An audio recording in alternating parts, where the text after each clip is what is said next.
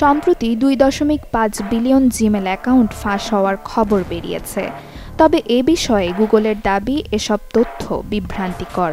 Google cloud বা জিমেলের কোনো server hack হয়নি, কিন্তু বিভিন্ন ফোন কলের মাধ্যমে ব্যবহারকারীদের তথ্য হাতিয়ে নিচ্ছে হ্যাকাররা। মার্কিন সংবাদ মাধ্যম ফোর্বসের প্রতিবেদনে বলা হয়, গুগল স্পষ্টভাবে জানিয়েছে তারা কখনোই কোনো ব্যবহারকারীকে ফোন করে পাসওয়ার্ড রিসেট করতে বলে না বা অ্যাকাউন্ট সমস্যার সমাধান করে না। তবে প্রতারক গুগলের নাম ভাঙিয়ে ফোন করে ব্যবহারকারীদের ফাঁদে ফেলছে।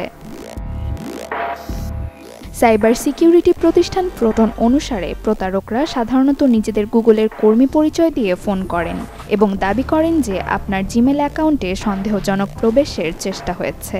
ভুক্তভোগী যদি ফাঁদে পা দেন, তবে প্রতারক নিরাপত্তার কথা বলে পাসওয়ার্ড রিসেট করতে বলেন।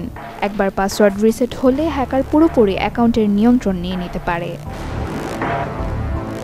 রেডিট ও অন্যান্য সোশ্যাল মিডিয়ায় ব্যবহারকারীরা জানিয়েছেন, কলকারী ক্যালিফোর্নিয়ার উচ্চারণে কথা বলেন এবং ব্যবহারকারীকে কিছু নিরাপত্তার ধাপ অনুসরণ করতে বলেন।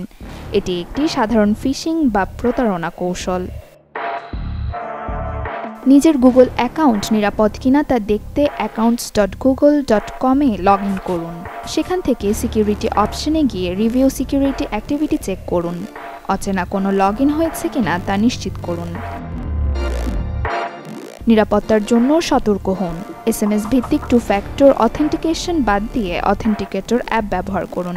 সেই সাথে পাস কি ব্যবহার করুন। শক্তিশালী ও অনন্য পাসওয়ার্ড ব্যবহার এবং নিয়মিত পরিবর্তন করুন।